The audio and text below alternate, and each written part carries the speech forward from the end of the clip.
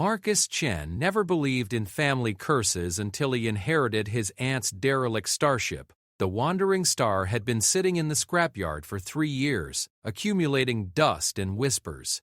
Every salvage crew that approached it fled within hours, claiming the ship was wrong somehow. The Galactic Salvage Union had blacklisted it. Even the desperate scrap merchants wouldn't touch it. But Marcus was broke, recently discharged from the Earth Defense Corps, and had nowhere else to turn. His Aunt Sarah had been the black sheep of the family, a deep space explorer who disappeared for months at a time, returning with strange artifacts and stranger stories. When she died in a mining accident on Kepler 442b, she left him her most prized possession, a ship nobody wanted. What Marcus didn't know was that somewhere in the dark corridors of the Wandering Star, something small and extraordinary was waiting for him. Something that would change not only his life, but the entire balance of power in the galaxy. The universe was about to learn why humans never give up on the things they love. The smell hit Marcus Chen before he even stepped aboard the Wandering Star. It wasn't the usual scent of a derelict ship. No rust, no decay, no stale air. Instead, there was something almost organic about it, like wet earth after rain mixed with something he couldn't quite identify, something that made his skin crawl and his military training kick into high alert. "You sure about this, human?" Craig the salvage master asked, his forearms gesticulating nervously as his compound eyes tracked every shadow on the ship's hull. The Thaxian had been in the salvage business for 30 standard years, but Marcus had never seen him this agitated. "I've had crews quit just from looking at this thing. Good crews." Experienced crews. Marcus adjusted the weight of his duffel bag and checked his sidearm one more time. "I'm sure. It's mine now, legal and proper. Aunt Sarah left it to me in her will." "Your aunt was." Craig paused, searching for diplomatic words. "Unique. She brought this ship here 3 years ago, right before she died. Paid for premium storage, told us nobody was to touch it until her heir came for it. We thought she was crazy." "Maybe she was," Marcus said, studying the ship's exterior. The Wandering Star was a modified Horizon-class explorer, built for long-range solo missions. Aunt Sarah had made extensive modifications, additional shielding, enhanced sensors, and what looked like custom weapon systems that definitely weren't standard issue. The hull was intact, but there were scorch marks around the airlock that suggested the ship had seen combat recently. "The crews that tried to approach it," Krieg continued, his voice dropping to a whisper, "they said they heard things. Sounds from inside, but the ship's been powered down for 3 years.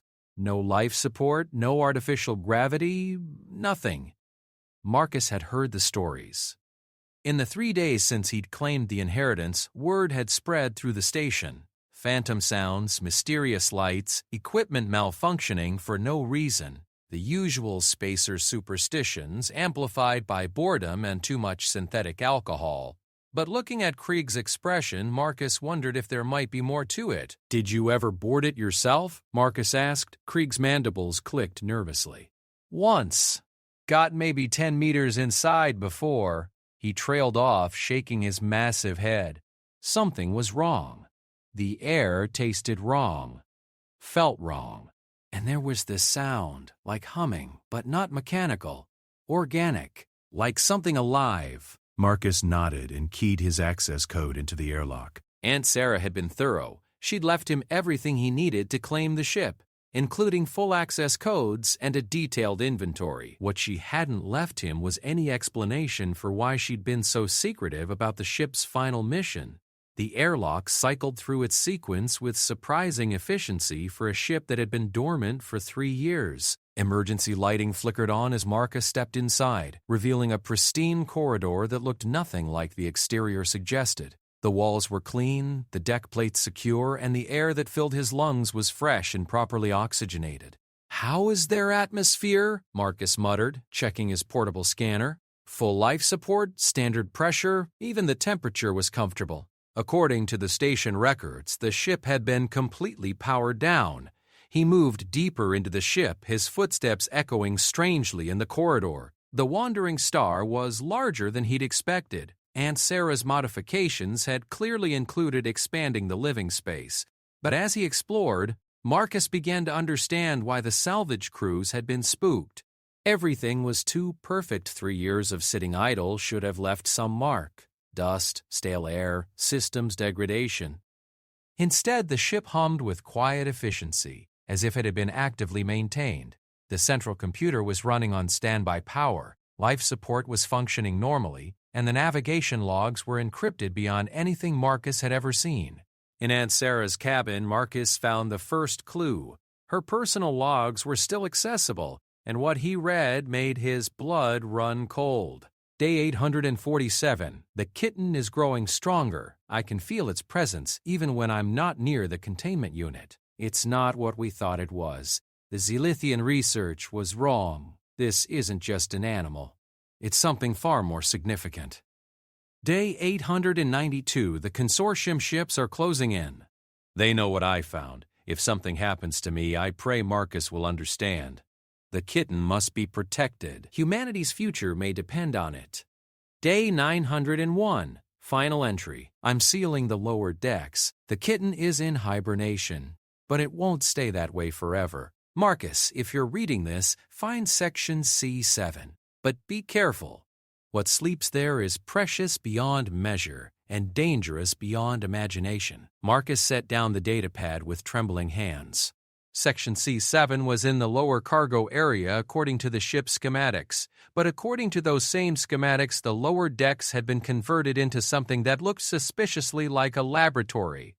As he made his way through the ship's corridors, Marcus began to notice details that his initial sweep had missed. The walls weren't just clean, they were warm to the touch, as if something was generating heat from within the ship's structure. The lighting followed him, dimming behind him and brightening ahead, conserving power in a way that suggested an active AI system. But the ship's computer claimed no AI was installed.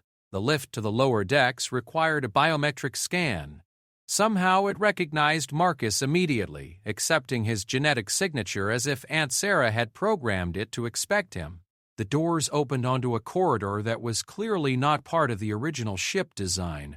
The walls here were different, smoother, with a faint iridescence that reminded Marcus of mother of pearl. The air carried that same organic scent he'd noticed when he first boarded, stronger now, almost intoxicating. And underneath it all was a sound that Krieg had described perfectly, a humming that seemed to come from everywhere and nowhere, definitely organic, definitely alive. Section C7 was behind a door that looked like it belonged on a research facility, not a cargo ship. The access panel glowed softly as Marcus approached, and the door slid open with a whisper of moving air. Inside was a laboratory that would have impressed any university research facility: xenobiology equipment, advanced containment units, analysis stations that must have cost more than most people made in a lifetime. But all of it was built around a single central feature: a large, transparent containment chamber that hummed with barely contained energy. And inside the chamber was the most beautiful creature Marcus had ever seen. It was small, no larger than a house cat, with fur that shifted color like oil on water. Its body was definitely feline in shape, but there were differences. 6 legs instead of 4, each ending in delicate, almost hand-like paws. Its tail was longer than its body, moving in slow, hypnotic patterns even though the creature appeared to be sleeping. But most striking of all were its wings, gossamer membranes that folded along its back, shimmering with the same iridescence as the corridor walls. The creature's eyes opened as Marcus approached, and he gasped. They were enormous, taking up nearly a third of its face, and filled with an intelligence that was unmistakably sentient. More than sentient, there was something ancient in those eyes, something vast and knowing that made Marcus feel like an insect being studied under a microscope. But there was also something else, something that made Marcus's breath catch in his throat: fear. The creature was afraid. A soft chime from the containment unit drew Marcus's attention to a display panel. Life signs were weak but stable. The readings suggested the creature had been in some kind of hibernation, but was now beginning to wake up. Other readings were less clear, energy signatures that didn't match any known xenobiology, neural activity that was off the charts, and something labeled simply as psionic resonance that was steadily increasing. "What are you?" Marcus whispered, pressing his hand against the containment chamber. The creature tilted its head, studying him with those impossibly deep eyes. Then, impossibly, it spoke, not with words. Marcus heard nothing with his ears. But a voice filled his mind, clear as a bell and warm as summer sunlight. "Scared," the voice said. "Alone. Lost." Marcus jerked his hand back from the containment unit, his heart hammering. Telepathy. The creature was telepathic. "Not creature," the voice corrected gently. "Kythera. Name is difficult in your language. You may call me Star. You can read my thoughts? Only surface, only feelings. Not trying to intrude, very scared. Sarah promised someone would come. Sarah promised safety." Marcus sank into a nearby chair, his mind reeling. Aunt Sarah had found a telepathic alien and hidden it on her ship. But why? And why had she left it to him? Sarah said humans different. Said humans care for small things, protect what others fear. Was she right? Before Marcus could answer, alarms began blaring throughout the ship. The main computer's voice echoed through the laboratory. "Warning, multiple vessels approaching. Identification, Zilithian Consortium Battle Group. Estimated time to intercept, 8 minutes. Marcus's blood went cold. The Zilithians were one of the most powerful military forces in the galaxy, and they weren't known for their diplomatic approach. If they were coming for the ship, they were coming to take it by force. "They hunt me," Star said, and Marcus could feel the creature's terror like a physical weight in his mind. "Have hunted for a long time. Sarah hid me, kept me safe. But now Sarah gone." "Why do they hunt you?" Marcus asked, already moving toward the lab's control systems. He might not understand what was happening, but his military training was kicking in. When heavily armed aliens were coming to take something, the smart move was to make sure they couldn't have it. "Cannot tell you. Too dangerous. But if they catch me, if they use me, many die. Many worlds die." Marcus paused in his preparations. "Are you a weapon? Not weapon, but can be made into weapon. Consortium wants to use me, use my people, want to make us into tools for war. Your people? Kythera. We are guardians, you might say. Watchers? We keep balance. But Consortium found us, hunted us. Most of my people dead now. Maybe all dead. I might be last." The weight of that revelation hit Marcus like a physical blow. An entire species wiped out, and this small, frightened creature might be the only survivor. And now the same force that had destroyed its people was coming to claim it.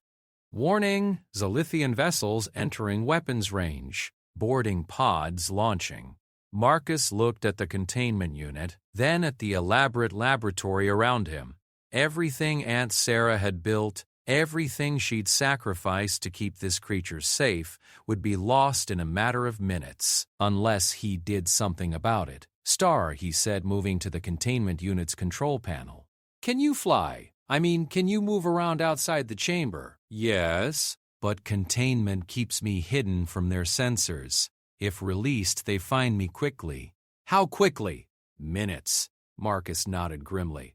"Then we'll have to make those minutes count." He began entering commands into the containment system, his fingers flying over controls that were thankfully labeled in standard galactic script. The chamber began to cycle through its release sequence, and Star uncurled from its sleeping position, stretching those impossible wings. "What do you plan?" Star asked. "I plan to do what humans do best," Marcus said, checking his sidearm and grabbing an emergency kit from the lab's medical station. "I plan to be stubborn as hell." The containment chamber opened with a soft hiss of equalizing pressure. Star stepped out delicately, its 6 legs moving with surprising grace. Up close, Marcus could see details that the chamber had hidden. The creature's fur wasn't just changing color, it was actually shifting between different states of matter, sometimes solid, sometimes appearing almost gaseous. Its wings weren't just beautiful, they were functional, flexing and testing the air as if Star was preparing to fly. "You are not afraid of me," Star observed, sounding surprised. "Should I be? Most are." My kind, we are different. Powerful in ways that frighten others. Marcus reached out slowly, offering his hand. Star considered for a moment, then stepped forward and touched one delicate paw to his palm. The contact sent a jolt through Marcus's mind, not painful but overwhelming. For an instant he saw the universe as Star saw it, not just the physical world but layers of energy and connection that bound everything together. He saw the ship not as metal and circuits but as a living thing with its own pattern of energy. He saw himself as Star saw him, a complex weave of determination and compassion, fear and courage all tangled together. And he saw something else. A darkness spreading through the galaxy like a cancer, consuming worlds and leaving only silence behind. The Zalithian Consortium wasn't just hunting Star for its power. They were part of something larger. The contact broke, leaving Marcus gasping. Star looked concerned. Sorry. Sometimes connection's stronger than expected. You saw? I saw. Marcus helped Star onto his shoulder, surprised at how light the creature was. And I understand now why Aunt Sarah died to protect you. Will you die too? For creature you just met? Marcus checked his weapons one final time and headed for the laboratory door. Outside, he could hear the distinctive sound of Zalithian boarding pods attaching to the ship's hull. That's not the plan, he said. The plan is for us to live. How? Consortium has many ships, many soldiers. We are alone. Marcus smiled grimly as he sealed the laboratory behind them and activated the ship's internal defense systems. Star, you're about to learn something important about humans. We're never really alone. And we really don't like bullies. The sound of cutting tools echoed through the ship as the Zalithian boarding parties began their assault.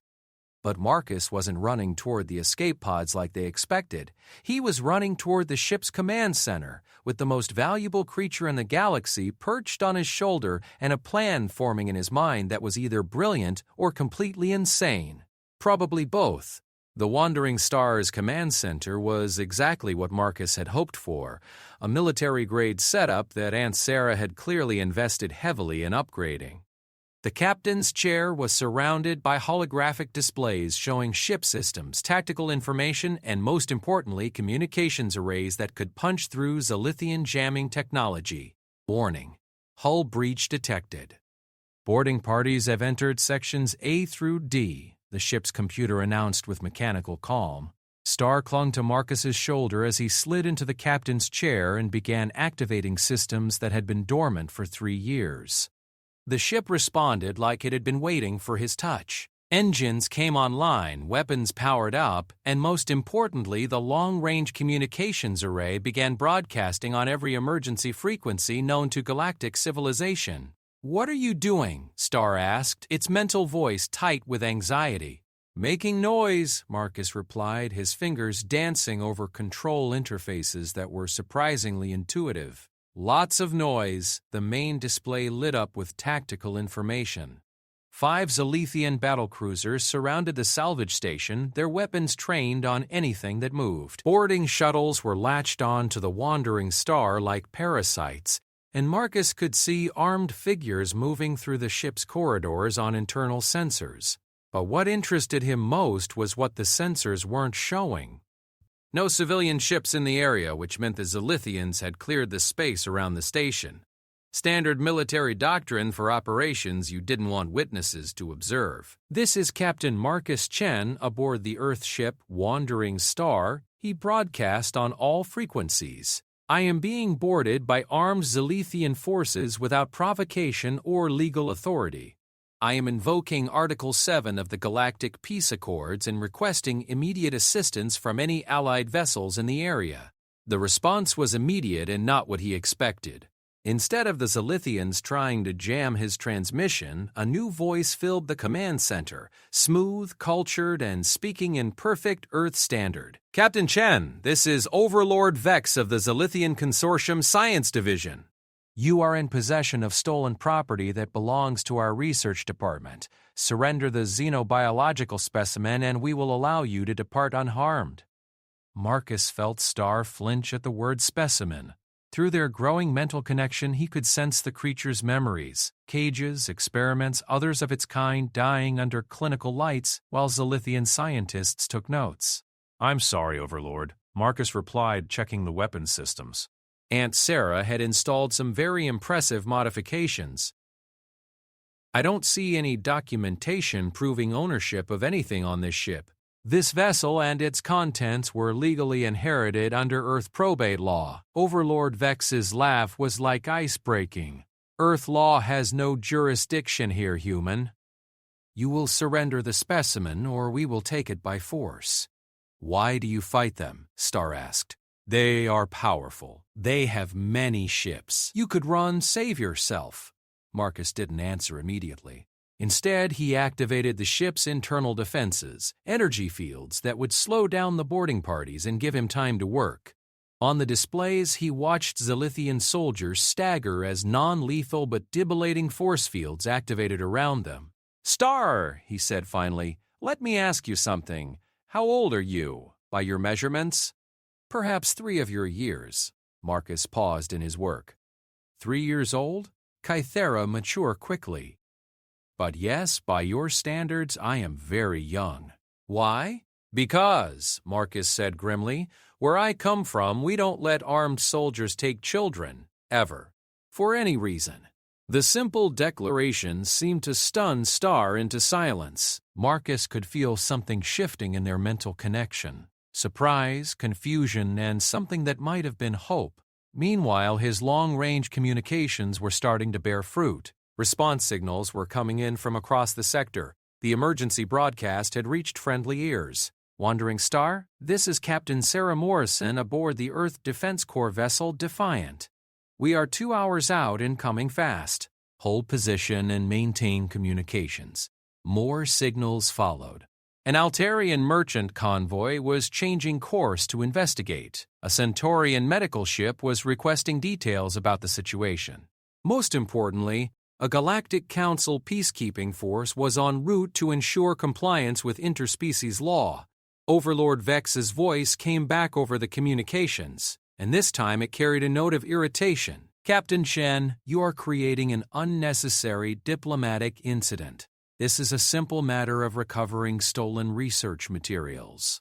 "Stolen from who?" Marcus shot back. "Show me a purchase order. Show me a contract. Show me anything that proves you have legal claim to a sentient being." The silence that followed was telling. Marcus had hit a nerve. "You called me sentient," Star observed quietly. "Aren't you?" "Yes, but most do not acknowledge this. Most see only useful creature." Marcus felt a flash of anger that surprised him with its intensity. "Most people haven't met you properly." The anger seemed to transfer through their connection, and Marcus saw Star's eyes widen.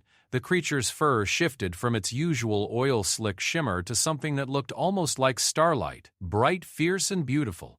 "Your emotions," Star said wonderingly, "they are so strong. So clear, like fire but warm fire." "Say fire. Is that unusual? Kythera feel deeply, but our emotions are like currents in deep water. Yours are like flames, direct, honest, no hidden depths." Marcus was about to respond when explosions echoed through the ship. The Zilithians had brought heavier equipment and were blasting their way through the internal barriers. "Captain Chen," Overlord Vex's voice was cold with fury.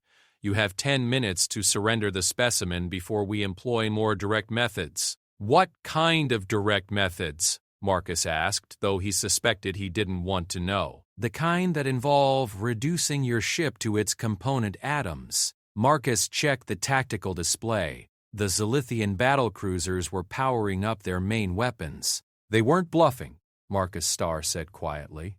"Perhaps should surrender. Do not want you to die because of me." "Not happening," Marcus said firmly. "But I think it's time you understood something about humans." He activated the ship's external cameras and directed them toward the nearest Zilithian battlecruiser. What he saw made him smile for the first time since the crisis began. The space around the battlecruiser was beginning to fill with other ships, Earth Defense Corps vessels dropping out of hyperspace, Altarian cargo ships that looked suspiciously well-armed for merchants, a sleek Centaurian medical vessel that was broadcasting medical emergency codes, and coming in fast from the edge of the system, the distinctive profile of a Galactic Council enforcement cruiser. "Overlord Vex," Marcus said, his voice carrying new confidence. "You wanted to know about human nature? Here's your first lesson. We make friends easily, and we remember our friends when they're in trouble." "I do not understand." Marcus helped Star move to a more comfortable perch where the creature could see the external displays. "Watch and learn." The communications board lit up with incoming messages. Captain Morrison's voice was first. "Wandering Star, this is Defiant. We've got a full battle group 30 minutes behind us. Orders are to ensure your safety and investigate this Silithian operation." The Altarian convoy commander was next. "Wandering Star, this is Merchant Captain Roth. We're reading weapons lock on your position." That's not very neighborly. "We're moving to assist." But the voice that made Marcus grin was the last one. Crisp, official, and carrying the authority of the Galactic Council. "Zilithian vessels, this is Counselor Thane aboard the enforcement cruiser Justice. You are ordered to stand down immediately and prepare for boarding and inspection." The tactical display showed the Zilithian formation beginning to shift. They were no longer in an attack posture. They were trying to figure out how to extract themselves from what had become a very public diplomatic incident. They did not expect this, Star observed. No, they didn't. The Zilithians are used to operating in empty space where nobody can see what they're doing, but humans have this annoying habit of making everything public. "Why do these other ships help you? You said you were alone." Marcus considered how to explain it. "Humans have this concept called paying it forward. When someone helps us, we try to help others later. When someone's in trouble, we help them because we hope someone would help us if we were in trouble. It builds connections across the galaxy." "Connections," Star repeated, and something in its mental voice suggested the concept was familiar. "Kytherida understand connections, but yours are different. Not just between your own kind." "Exactly." Overlord Vex's voice came over the communications again, but this time it was directed at the Galactic Council ship. "Counselor Thane, this is a Zilithian internal security matter. We are recovering stolen property under the authority of our science division." "Overlord Vex," Counselor Thane replied calmly, "I'm transmitting the relevant sections of galactic law regarding sentient beings. I believe you'll find that ownership of sentient creatures has been illegal for over 200 years. "Sentient creatures," Star repeated. "They acknowledge what I am." Marcus felt a wave of relief through their connection. Star had been carrying a terrible burden, the fear that it was truly alone, that no one would recognize its personhood or care about its survival. "Counselor Thane," Overlord Vex said, his voice tight with frustration, "the specimen is not sentient. It is a biological research subject that was illegally removed from our facility." "That's an interesting claim, Overlord. Perhaps we should investigate it properly. I'm ordering all parties to maintain current positions while we conduct an official inquiry." Marcus could see the trap closing around the Zilithians. A formal Galactic Council inquiry would expose their operations to scrutiny they definitely didn't want. But they couldn't back down without losing face, and they couldn't proceed without committing acts of war against multiple species. "You planned this," Star said wonderingly. "Not exactly," Marcus admitted, "but humans have learned that when you're outnumbered, you change the rules of engagement. Instead of fighting 5 battle cruisers alone, I made sure we had an audience." The next few hours were a masterclass in galactic diplomacy. The Galactic Council ship docked with the Wandering Star, and Marcus found himself face to face with Counselor Thane, a tall, elegant being with features that seemed to shift between species depending on the angle of view. The counselor was accompanied by a team of xenobiologists, legal experts, and, most importantly, a specialist in sentient rights law. Star had been nervous about the meeting, but Marcus had convinced the creature to participate.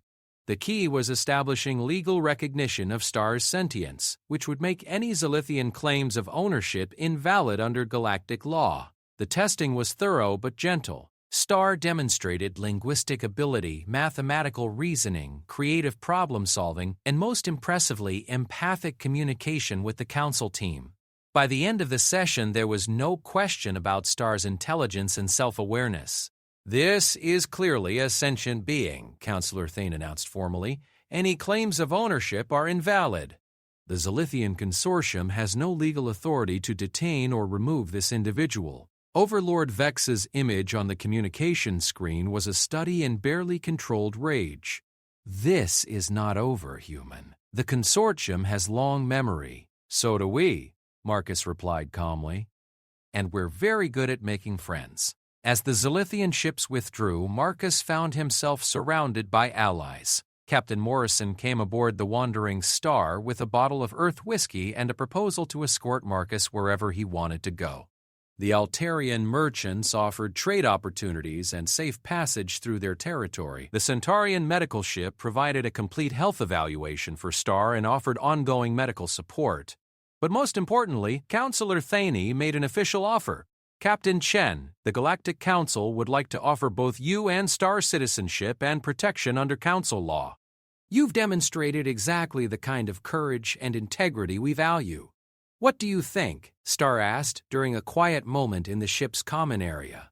The creature was perched on the back of a chair, its wings spread, and what Marcus had learned was a sign of contentment. "I think we've got options," Marcus said. "Good options. What do you want to do? Want to learn about humans? Want to understand why you helped me? Want to belong somewhere?" Marcus felt the weight of everything that had happened settling around him. 3 days ago, he'd been a broke ex-soldier with nowhere to go. Now he was the guardian of possibly the last member of an extinct species, had made enemies of one of the galaxy's most powerful military forces, and had somehow become a minor diplomatic figure. "Star," he said finally, "how would you feel about exploring the galaxy together? I think Aunt Sarah intended for us to be partners." "Partners? Equals. Friends, family maybe, if you want." The emotional response that came through their connection was overwhelming. Joy, relief, hope, and something else. Gratitude so profound it brought tears to Marcus's eyes. "Yes," Star said simply. "Would like that very much." As the Wandering Star prepared to depart the salvage station under escort from the Earth Defense Corps, Marcus reflected on what Aunt Sarah had really left him. Not just a ship or a responsibility, but a chance to be part of something larger than himself. A chance to make the galaxy a little bit better. And as Star settled into what was clearly going to be its permanent perch on his shoulder, Marcus realized that the universe was about to learn something new about humans. They made very good friends, but even better family. The real adventure was just beginning. 6 months after leaving the salvage station, Marcus Chen had learned that traveling the galaxy with the last Kythera was like carrying a living legend. Word of Star's rescue had spread through the underground networks that connected the galaxy's marginalized peoples, refugees from corporate wars, survivors of planetary disasters, entire species that had been written off by the major powers. They all wanted to meet the human who had stood up to the Zilithian Consortium. The Wandering Star was currently docked at Freeport Station, a ramshackle collection of repurposed cargo modules that served as a neutral meeting ground for anyone who didn't fit into the galaxy's official power structures. Marcus had originally planned to stay for a day to resupply, but that was a week ago. Since then, a steady stream of visitors had come aboard to meet Star and share their own stories of survival. "You realize we've accidentally started something?" Marcus told Star as they watched the latest group of visitors through the ship's external cameras. This time it was a delegation from the Broken Chain, former slaves from the mining worlds who had bought their freedom and formed their own cooperative society. Star was perched on the command chair, its wings slowly shifting through colors that Marcus had learned indicated deep thought. The creature had grown over the past months, not physically, but mentally. Its telepathic abilities had expanded, and its understanding of galactic politics had become surprisingly sophisticated. "Not accidentally," Star corrected. "You chose to help." Others see choice. Others make similar choices. But I didn't mean to start a movement. Best movements start without meaning to.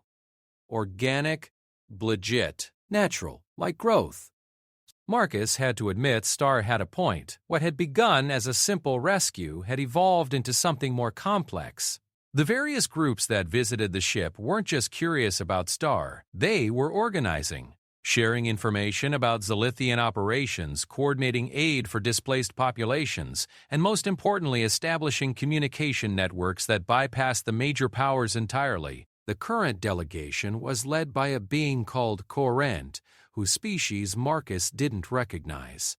Corrent was roughly humanoid but covered in what looked like living crystal formations that chimed softly when he moved.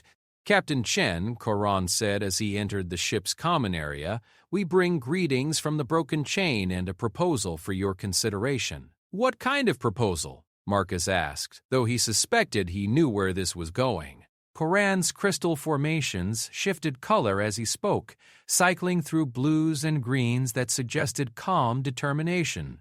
"We wish to establish a permanent communication network, a way for displaced peoples and marginalized species to coordinate aid and share information. Your ship, with its advanced communication arrays and diplomatic status, would be the perfect central hub."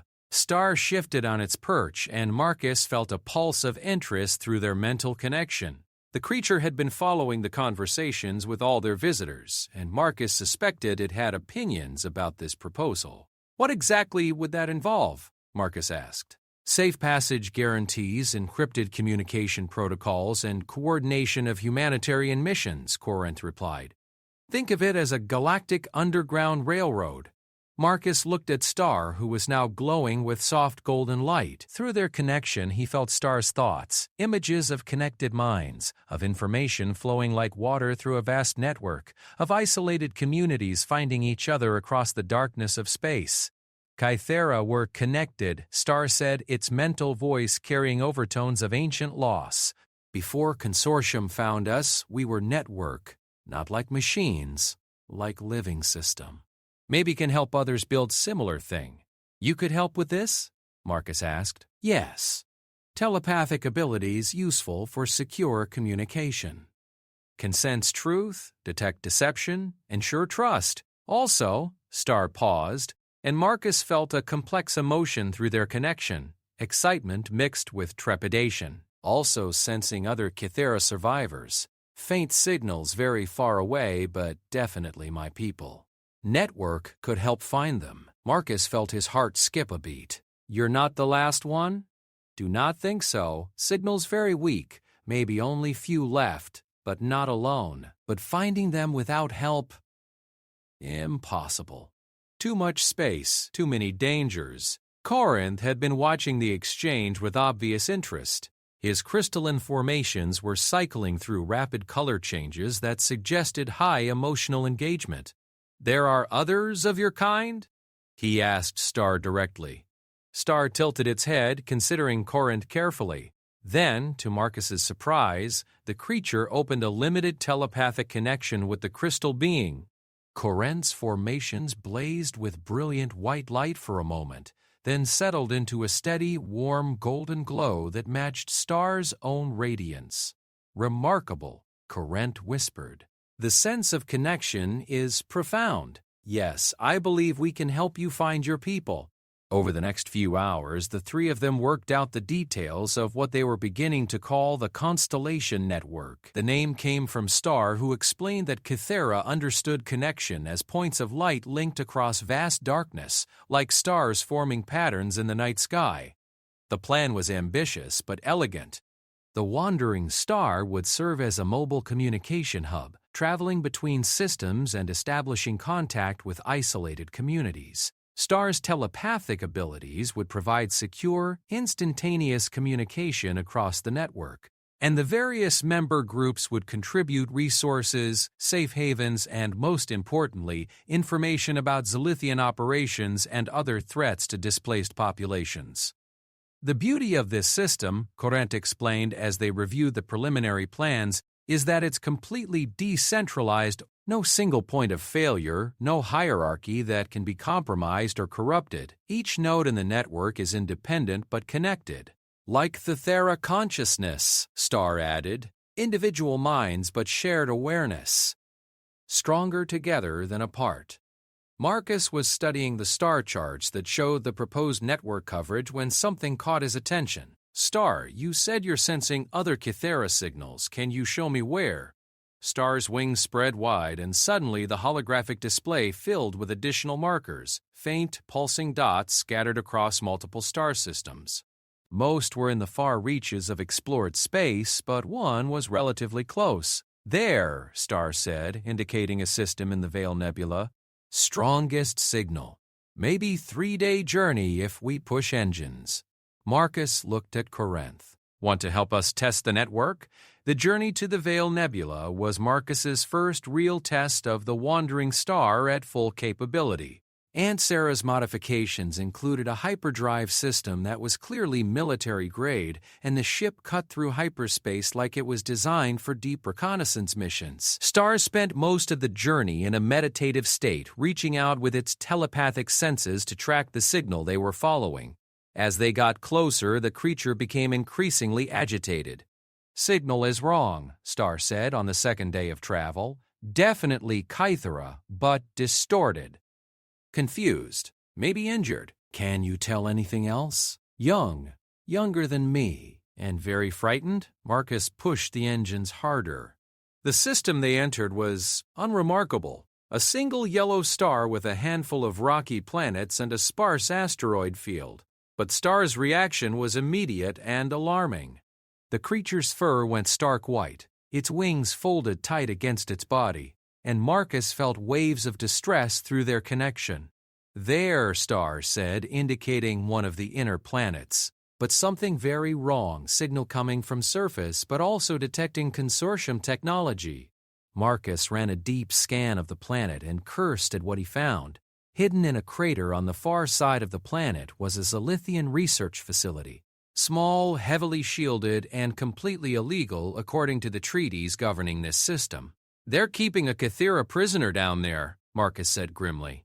Not prisoner, Starr corrected, its mental voice filled with horror. Worse. The signal shows forced connection to machine systems. They're using my kin as living computer. The rage that filled Marcus was unlike anything he'd ever experienced. Through his connection with Starr, he could sense the agony of the captive Kythera. A mind forced to process data streams without rest, telepathic abilities weaponized for military intelligence, consciousness trapped in an endless cycle of forced labor. We're going to get them out, Marcus said. Too dangerous, facility well defended. We should report to Galactic Council, and by the time they authorize an investigation team, your kin will be dead or broken beyond repair. Marcus was already plotting an approach vector that would keep them hidden behind the planet's small moon. No, we go in now. Marcus, this not like before. Cannot talk way out of this. Consortium will not surrender research subject to diplomatic pressure. Marcus checked the ship's weapon systems. Aunt Sarah had installed some very interesting equipment, stealth generators, electronic warfare suites, and what looked suspiciously like military-grade assault pods. Then we don't give them a choice. What followed was Marcus's first real taste of covert military action since leaving the Earth Defense Corps. The wandering star approached the planet under full stealth, using the moon's gravity well to mask their approach. The research facility's sensors never detected them. The assault pod that Aunt Sarah had installed was a thing of beauty, capable of carrying a small team through planetary atmosphere while maintaining stealth characteristics. Marcus had never used one before, but the controls were intuitive enough for someone with military training. Starr insisted on coming along despite the danger. Cannot leave kin alone in that place. We'll help guide you to them. The facility was built into the crater wall with most of its structure underground. Marcus's scanner showed minimal security. The Zilithians were relying on the facility's hidden location for protection. That was their first mistake. Their second mistake was underestimating what an angry human could accomplish with proper motivation. Marcus had trained for hostage rescue operations during his military service, but this was different. This was personal. Through Star's telepathic connection, he could feel the captive Kythera's suffering as if it was his own. The creature had been imprisoned for months, maybe years, forced to process intelligence data and provide tactical analysis for consortium military operations. The facility's outer defenses were designed to stop large-scale assaults, not a single infiltrator. Marcus bypassed the main security systems and entered through a maintenance shaft that led directly into the facility's central laboratory. What he found there made him physically sick. The captive Kythera was suspended in a transparent tube filled with some kind of conductive fluid. Cables ran from the tube to banks of computers, and Marcus could see data streams flowing across multiple displays. The creature was conscious but trapped in a nightmare of forced connection to machine systems that were completely alien to its natural telepathic abilities. Sibling Star whispered through their connection, "We are here." "Hold on." The captive Kythera's eyes opened. Large golden eyes that were filled with pain but flickered with hope as it sensed Star's presence. "Star? Little Star?" Thought I was dreaming. Thought all others dead. "Not dead, free, and you will be free too." Marcus began working on the containment system's controls, following Star's telepathic guidance to identify the release mechanisms. The system was complex, designed to maintain the creature's life while keeping it trapped, but it wasn't impregnable. That's when the alarms started. "Intruder alert. Security teams to Laboratory 7. "Intruder alert." Marcus cursed and accelerated his work on the containment system. Through the facility's internal cameras, he could see armed guards moving toward their location. "Almost there," Star said urgently. "Sibling very weak. Will need help moving." The containment tube began to drain, and the captive Kythera collapsed as the cables disconnected. Marcus caught the creature as it fell. It was similar to Star but larger, with wings that were shot through with silver patterns. Its fur was a dull gray instead of Star's shifting colors, and its breathing was labored. "Thank you," the rescued Kythera whispered. "Name is Echo." "Thought I would die in that place." "Introductions later," Marcus said, lifting Echo carefully. "We need to move." The route back to the assault pod was blocked by security teams, so Marcus had to improvise. Following Star's guidance, he made his way to the facility's power core and planted the emergency charges he'd brought from the ship. "This is going to bring down the whole facility," he warned. "Good," both Kythera said simultaneously, their mental voices harmonizing in a way that was both beautiful and terrifying. The explosion that followed could be seen from orbit. The research facility collapsed into its own crater, taking with it years of illegal research and development. By the time Zilithian reinforcements arrived, the wandering star was already jumping to hyperspace with its rescued passenger. Echo's recovery was slow but remarkable. Within hours of being freed, its fur began to shift colors, like Star's, and its telepathic abilities returned in full. But more importantly, Echo brought information that changed everything Marcus thought he knew about the situation. "Not just keeping me prisoner," Echo explained during their first real conversation, "was using me to track other survivors. My people have ability to sense each other across vast distances. Consortium was using this to hunt down other Kythera." Star's wings flared with anger. "That is how they found us all. Used our own connections against us. How many other facilities like that one are there?" Marcus asked. "Many," Echo replied, "but also sensing free survivors. More than expected. Maybe dozen scattered across galaxy. But without network, without way to connect safely, they remain hidden." Marcus looked at the star charts showing the proposed constellation network coverage. Suddenly, the project had taken on a new urgency. It wasn't just about helping displaced populations. It was about reuniting the scattered survivors of a genocide. How long would it take to contact all the survivors if we had the network fully operational? He asked. Star and Echo conferred telepathically for several minutes, their mental voices creating harmonies that made the ship's hull ring like a bell. "With both of us working together and secure communication network, perhaps 6 months to establish contact with all survivors," Star finally reported, but also sensing something else. Consortium has new project, something bigger than individual research facilities. What kind of project? Echo's mental voice carried undertones of horror. Factory ships. They are building ships to mass-produce biological weapons using Kythera abilities. If they succeed, they will have power to control minds across entire star systems. Marcus felt cold certainty settle in his chest. This wasn't about rescuing a few survivors anymore. This was about preventing a weapon that could enslave entire civilizations. Then we'd better get that network built fast, he said. And we're going to need help. A lot of help, Constellation Network, was good idea, Star said quietly, but now thinking need to expand. Need to become something more. What do you mean? Mean need to become network not just for communication, but for resistance.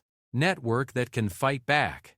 As the wandering star jumped to hyperspace carrying its crew of 2 humans and 2 of the last free Kythera in the galaxy, Marcus realized that their small rescue mission had just become something much larger and more dangerous. They were going to war with the Zilithian Consortium, and they were going to need an army of allies to have any chance of winning. 3 months after rescuing Echo, Marcus stood on the bridge of a ship he never could have imagined commanding. The Phoenix Rising was a kilometer-long battle cruiser that had been hastily assembled from decommissioned ships, salvaged components, and the desperate ingenuity of beings who had nowhere else to turn. She was beautiful in the way that only purpose-built things could be beautiful. Every line designed for function. Every system optimized for the kind of warfare that conventional militaries didn't understand. She was the flagship of something that the galaxy's intelligence services were just beginning to recognize as a threat, the Constellation Fleet. "Contact report," called out Lieutenant Vega, the former Earth Defense Corps officer who had volunteered to serve as Marcus's tactical coordinator. 17 ships dropping out of hyperspace at the rendezvous point. Marcus studied the holographic display as the newcomers materialized. Each ship was different. Some were converted cargo haulers bristling with improvised weapons. Others were sleek fighters built by species that had long been written off by the major powers. But all of them flew the same banner, a stylized constellation symbol that had become the mark of free beings fighting for survival. Growing fast, Star observed from its usual position near Marcus's shoulder.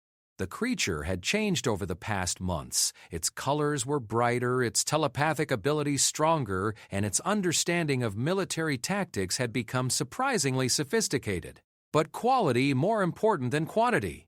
"How are our communications with the other survivors?" Marcus asked. Echo answered from the navigation station, where the larger Kythera had taken on the role of long-range communications coordinator. 8 survivors now in direct contact. 2 more suspected, but signals unclear.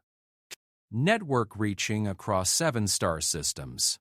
The growth of the Constellation Network had exceeded everyone's expectations. What had started as a simple communication system had evolved into a full intelligence and logistics operation. Displaced populations across the galaxy were sharing information, coordinating resistance activities, and most importantly, providing early warning about Zilithian operations. But intelligence was also bringing disturbing news. "Captain," Vega called out, "priority message coming in from the broken chain cell in the Rigel sector." Marcus activated the communication array. Coriant's crystalline features appeared on the display, his formation cycling rapidly through colors that indicated high stress. "Marcus, we've confirmed the location of one of the factory ships. It's operating in the Kepler system, using an abandoned mining platform as cover." Marcus felt Star and Echo both react to the news, their mental presence suddenly sharp with attention. Through their connection, he sensed their combined horror at what the factory ship represented. The industrialization of their people's genocide. "What's the tactical situation?" Marcus asked. "Heavy defenses, including at least 3 battle cruisers, but more importantly, we've detected Kythera life signs aboard the platform. They're using survivors as biological processors for the weapons systems." Marcus closed his eyes, feeling the weight of command settle on his shoulders. Every day they delayed meant more suffering for the captive Kythera. but rushing into an assault against superior forces would only get everyone killed. "Decision time," Star said quietly. "Cannot abandon siblings, but also cannot waste lives of volunteers." "There may be another way," Echo added. "Factory ship will have security weakness that Consortium does not understand." "What kind of weakness?" "Kythera being used as processors will retain some autonomy, small pieces of themselves hidden from machine systems. If we can establish telepathic contact, may be able to coordinate from inside."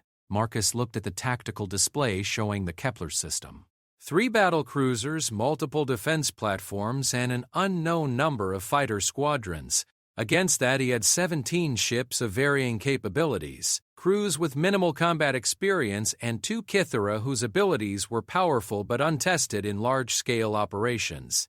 It should have been impossible, would have been impossible if they were planning to fight like a conventional military force. But they weren't conventional. "Vega, send word to all ships. We're going to need volunteers for a very dangerous mission." The response was immediate and overwhelming. Every ship in the fleet volunteered crew members for the assault. The Altarian merchants offered their fastest ships as insertion vehicles. The Centaurian medical ships volunteered to serve as rescue platforms. Even the Broken Chain delegates offered to coordinate ground operations. "Why do they follow you?" Echo asked during the planning session. "You are not their leader by birth or election." Marcus considered the question as he watched his mixed crew of humans, aliens, and artificial intelligences working together to plan an assault that had never been attempted before. "I think it's because I'm not trying to lead them," he said finally. "I'm trying to serve them. There's a difference. Explain." "A leader tells people what to do. A servant asks people what they need and helps them get it.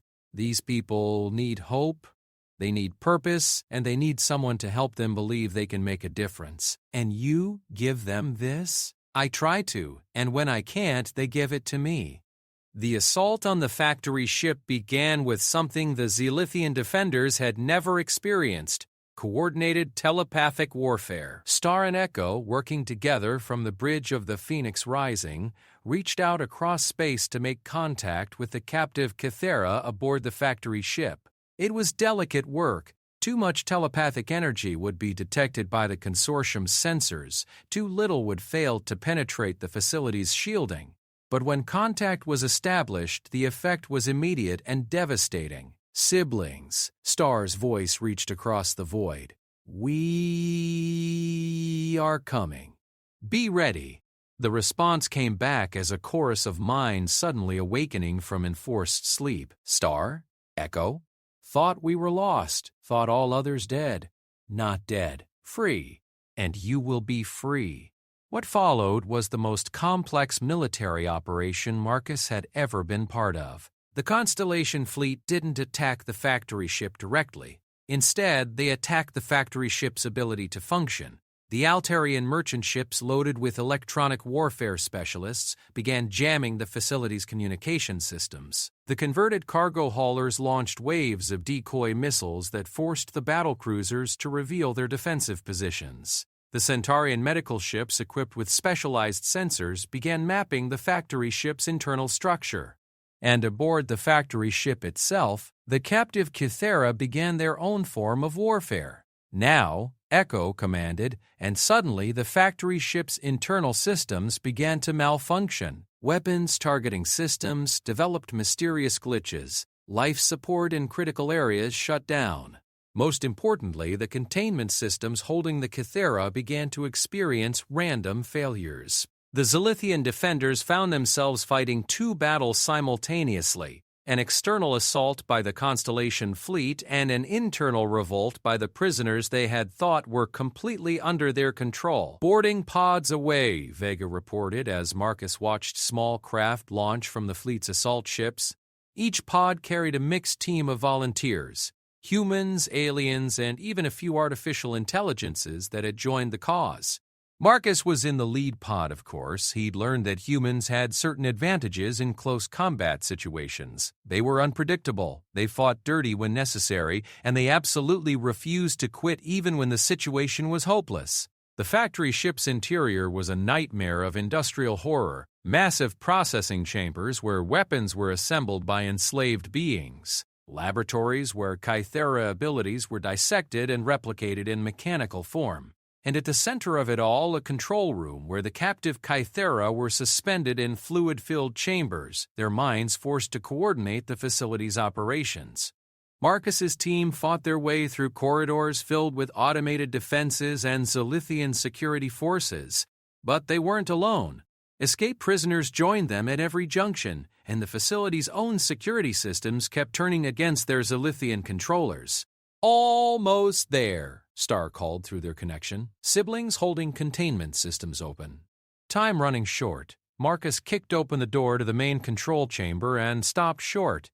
7 Kythera hung in transparent chambers, their eyes open but filled with the same pain he'd seen in Echo. Cables ran from each chamber to a central processing unit that hummed with barely contained energy.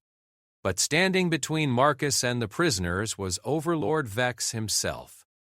"Captain Marcus Chen," the Zilithian said, his voice carrying the same cultured calm Marcus remembered from their first encounter. "You continue to be a thorn in our operations." "Just getting started," Marcus replied, checking his weapons. Around the chamber, his team was taking positions while trying to avoid damaging the containment systems. "You cannot win this, human." "Even if you free these specimens, we have others. We have facilities across the galaxy, resources beyond your comprehension."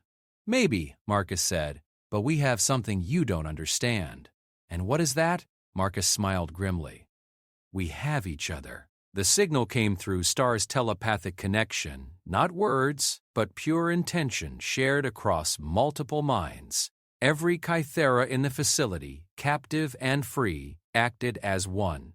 The containment chambers opened simultaneously. The facility's power grid overloaded as 7 freed minds turned their abilities against the systems that had enslaved them. And most importantly, every piece of data stored in the factory ship's computers began transmitting to the Constellation fleet, technical specifications, facility locations, operational plans. Overlord Vex raised his weapon, but he was too late. The freed Kythera were already moving, their telepathic abilities coordinating in ways that human military doctrine had never imagined. They didn't just escape, they dismantled the entire operation from the inside out. By the time the Phoenix Rising jumped to hyperspace with the rescued prisoners, the factory ship was a dead hulk drifting in space. But more importantly, the Constellation fleet now had detailed intelligence about every Zilithian operation in 3-star systems. "How many more facilities like that are there?" Marcus asked during the debriefing session. "Fewer now," one of the newly rescued Kythera replied. This one introduced itself as Harmony, and its telepathic voice carried undertones of grim satisfaction. Transmitted locations to all network nodes. Other resistance cells already moving against targets.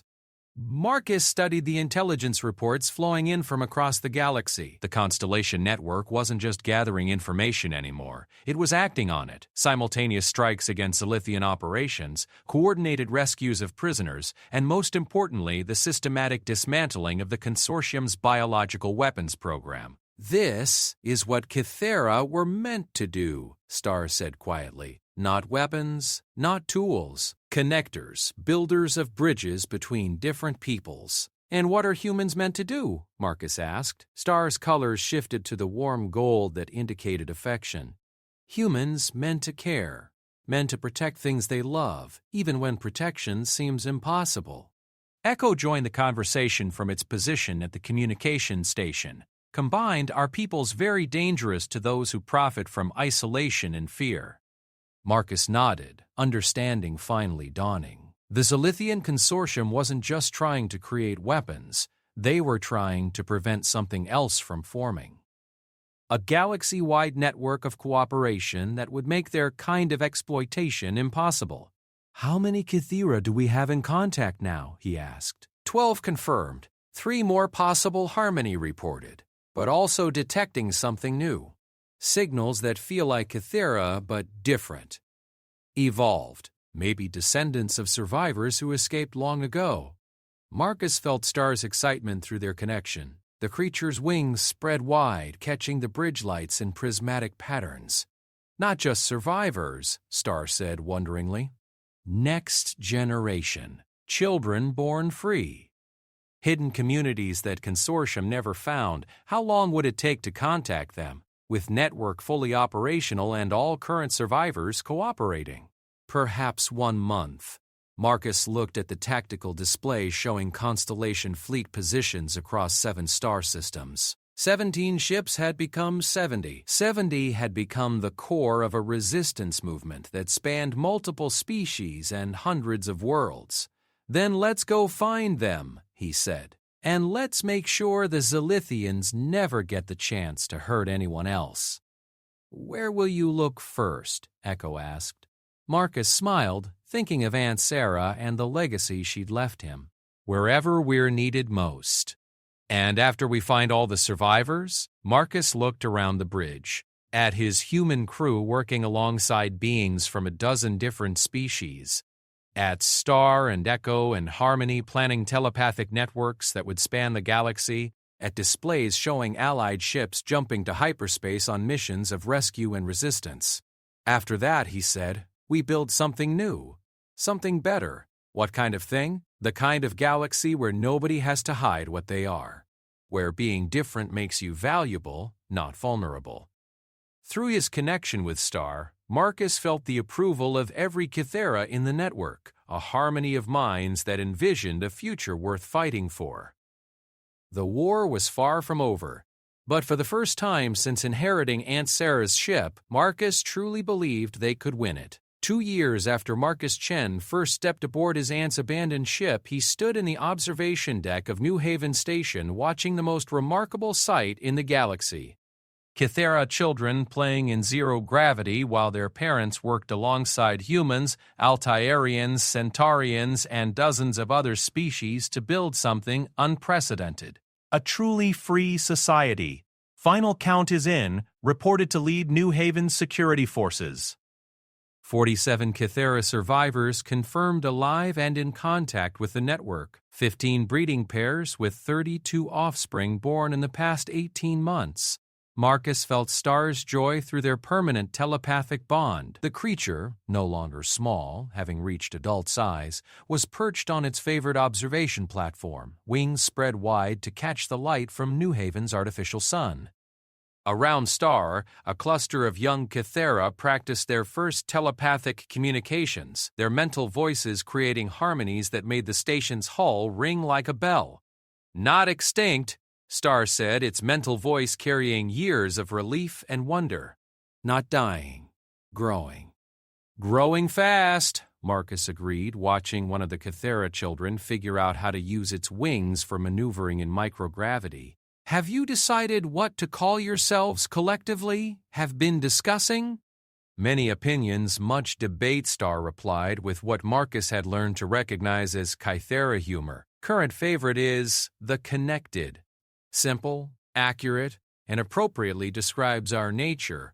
Echo joined the conversation from the station's communications center, where the larger Kythera now served as coordinator for the galaxy-spanning network that had grown from their initial rescue operations. Also discussing other matter. What to do about Zilithian request for peace talks. Marcus had been expecting this. Over the past year, the Constellation Network had systematically dismantled the Zilithian Consortium's biological weapons program. Their hidden facilities had been exposed and shut down. Their research data had been captured and distributed to medical organizations that could put it to humanitarian use, and most importantly, their ability to profit from enslaving sentient beings had been permanently eliminated. The Consortium was still a powerful military force, but their expansion had been halted and their reputation was in ruins. More importantly, several of their member species were beginning to question whether the organization served their interests anymore. What do the survivors think about peace talks? Marcus asked. Mixed feelings, Star admitted. Some want revenge for what was done to us. Others want to ensure justice. Most just want guarantee that genocide will never happen again. And what do you want? Star's colors shifted to the deep blues and purples that indicated serious thought. Want to understand why it happened. Want to make sure it cannot happen again? Want consortium to acknowledge what they did was wrong? Marcus nodded. The question of justice was complicated when dealing with genocide. How do you hold an entire civilization accountable for systematic atrocities? How do you prevent it from happening again without becoming the same kind of oppressor? The answer, they'd discovered, was to change the game entirely. New Haven Station was orbiting a planet in the former neutral zone that had been devastated by corporate mining operations decades earlier. The Constellation Network had claimed the system through the simple expedient of being the only organization willing to invest in restoring its ecology. Now, 3 years later, the planet was beginning to bloom again, and the station served as both a refugee center and a demonstration of what cooperation could accomplish. "Commander Chen," called out Lieutenant Morrison from the communication station, Priority 1. Marcus made his way to the main communications center where Counselor Tane's familiar shifting features appeared on the display. The counselor looked tired but pleased. "Marcus, I have news that I think you'll find interesting. The Zalithian Consortium has formally requested mediation for a comprehensive peace treaty. They're willing to acknowledge the illegal nature of their biological weapons program and discuss reparations." Marcus felt Star's attention focus sharply on the conversation. Around the communications center, other Kythera gathered as word of the developments spread through their telepathic network. "What are they offering?" Marcus asked. "Complete cessation of all biological weapons research, guaranteed autonomy for Kythera territories, and establishment of a joint commission to oversee compliance with sentient rights legislation." "Sounds like beginnings," Star observed, "but not complete solution. What about accountability for past crimes?" "That's where it gets interesting," Counselor Thane continued. "The consortium is also offering to establish a Truth and Reconciliation Commission with full access to their historical records and cooperation with any investigation into past atrocities." Marcus looked around at the gathered Kythera. Their mental voices created a complex harmony as they discussed the offer among themselves at the speed of thought. Finally, Star spoke for the group. "We will consider, but have conditions." "What kind of conditions?" Counselor Thane asked. "Kythera survivors must participate in any investigation. Commission must have power to compel testimony and evidence. And any settlement must include provisions for rebuilding our civilization." "Reasonable conditions," the counselor agreed. "I'll present them to the consortium negotiators." After the transmission ended, Marcus found himself alone with Star on the observation deck. Through the transparent aluminum windows, he could see the planet below showing the green patches of recovering ecosystem. "Are you really willing to forgive them?" he asked. "Forgiveness, complicated concept," Star replied. "Cannot forget what was done. Cannot pretend it was acceptable, but can choose not to let past define future." "What do you mean?" Star's wings caught the light as the creature gestured toward the planet below. "Consortium thought they were destroying us. Instead, they scattered us across galaxy, forced us to learn cooperation with other species, made us stronger." Marcus felt a complex emotion through their connection, not happiness exactly, but something like acceptance. Star continued. "Kythera before genocide were isolated, powerful but alone. Kythera now are connected to hundreds of species, thousands of worlds, are part of something larger. You think that genocide made you stronger? Not genocide, never that. Genocide was evil, unnecessary, caused immeasurable suffering. But survival made us different, better, more connected." Marcus understood. The scattered Kythera survivors hadn't just rebuilt their civilization, they'd evolved it. Instead of a single species with telepathic abilities, they'd become the core of a galactic network that included every marginalized group, every refugee population, every being that had been written off by the major powers. Also think, Star added, that humans changed too. "Before meeting us, were you thinking about galactic cooperation, about protecting beings you had never seen?" Marcus had to admit Star was right. 3 years ago, he'd been a broken ex-soldier with no direction and no purpose. Now he was part of something that spanned star systems and included beings he'd never imagined existed.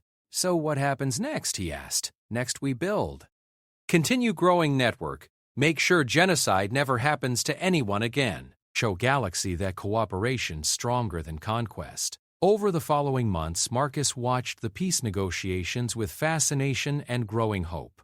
The Zalithian Consortium was genuinely interested in ending the conflict, partly because continued warfare was destroying their economy, and partly because several member species were beginning to adopt Constellation Network principles of cooperation and mutual aid. The Truth and Reconciliation Commission uncovered details of the Kythera genocide that were horrific in their scope and systematic nature. But it also revealed something else. The genocide had been driven by fear more than malice. The consortium leadership had been terrified of what a truly connected galaxy might look like, afraid that their power structures couldn't survive in a universe where information flowed freely and cooperation was valued over domination. They'd been right to be afraid. The final treaty ceremony took place on New Haven Station with representatives from every major galactic government in attendance.